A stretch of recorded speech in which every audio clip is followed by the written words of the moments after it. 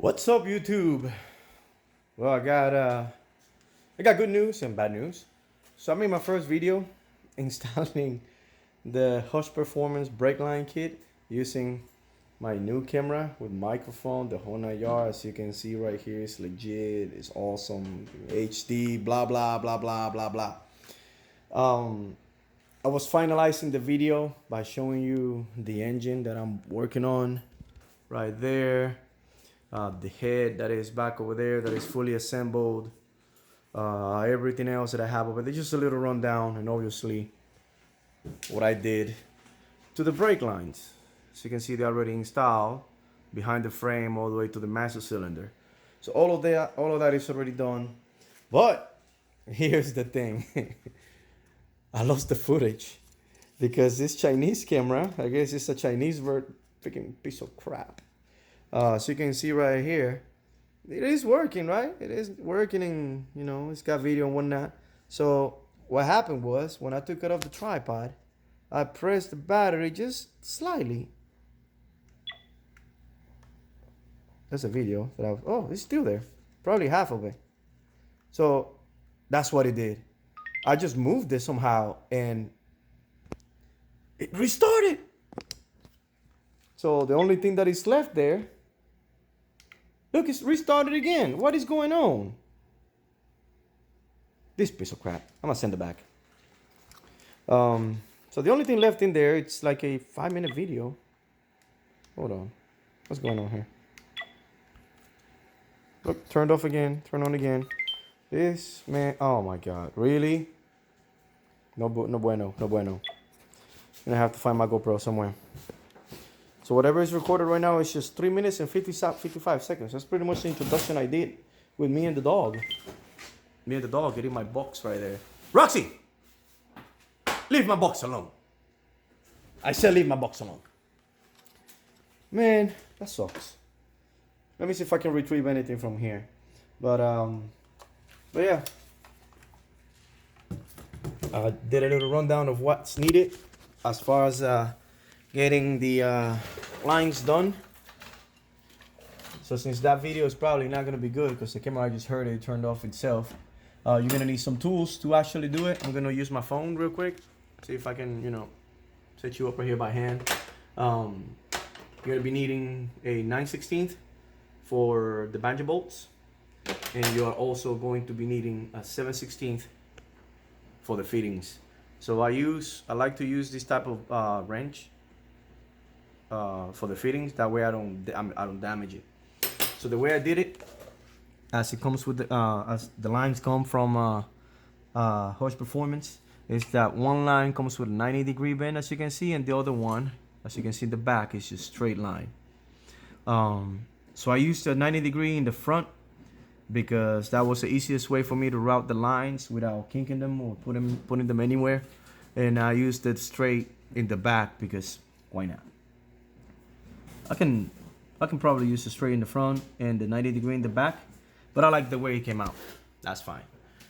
So the way I'm gonna do it is the excess lines. I'm just gonna pull it over here because it's the case series transmission is gonna sit exactly where I'm at right now, and this is not gonna bother anything right here. So I'm just gonna move it back over here, somehow zip tie it over here with the front left brake line that comes from the firewall, and that's it. Then the lines are run behind, behind over here, the side. Well, I'm looking in the phone and it's like backwards to me. Behind the frame, underneath of the rear cross member.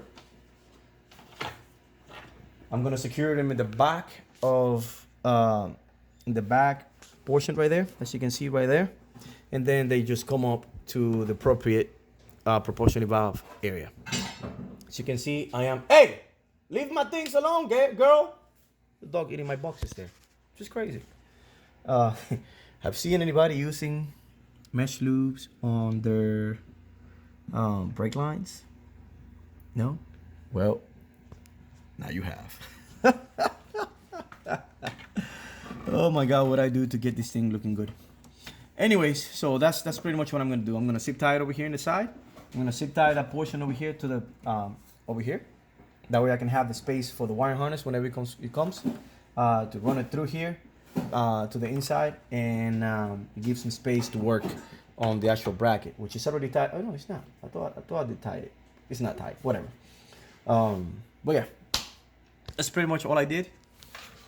Just a little rundown of what it was, what I did, and how it works. It looks fantastically clean. Hush Performance actually, came up with a great idea by doing that. And that camera is still turning on and off by itself. Man, best $30 ever. I also did just a little rundown of the engine, of how it looks. OEM rebuild pretty much.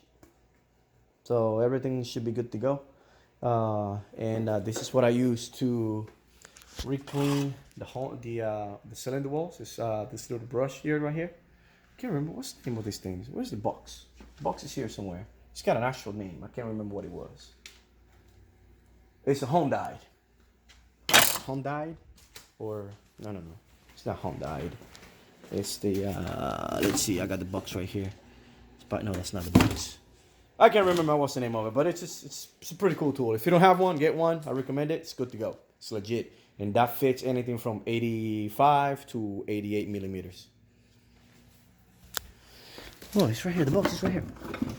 It is called a Flex Hone. Boom.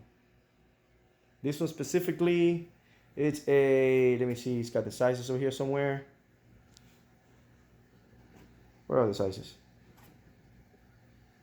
So it's a 3.5 inch, 89 millimeter, with a 240 degree grid hone kit. Because I wasn't honing, I was just cleaning the cylinder walls.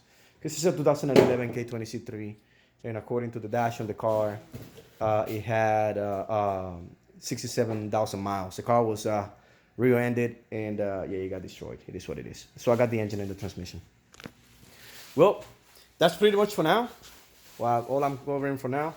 Little sneak peek of what I'm going to be doing next, which is separating the K20C3 transmission and the K20A2 transmission, because I'm going to be using the K20A2 outer case on the K20C3. That way I can use the proper shifter mechanism, so I can have my my gears going the right way instead of backwards. Just the K20C3, which I have another one over here, 6-speed also. It's different. So I'm gonna make another video, run you through what's the difference between the two, and I'm gonna take the K20A2 mechanism apart and assemble it with new parts, which I have right here. So I have the new weight because it's clean. I have the new cover for it, which is clean. I have the new selector tooth because sometimes they go bad. Well, this is actually the old one. Yeah, this is the old one. That's why it's like all wrapped up, right? All messed up right on the edge. But the new one is right here on this K20C3, because this is the one I was gonna use. So you can see if it gets good right there. Yep, it's good. It's not all scratched up or whatnot. So I'm gonna use all of the new parts from the bottom of that one, the K20C3, and I'm gonna put it right here on this one. And I'm going to be using the seals and everything else from the actual A2, which is the only thing that I need is just that shifter, that shift arm right there. It's got some play in it, but I got all the seals for the inside. That's going to be all fixed up. That's what I'm going to be running next. So stay tuned for that video. As of right now, that's all I got for you guys. So peace. Roxy, say bye. Say bye, Roxy. Say. You don't want to talk today. She always talks, but she don't want to talk today. Later.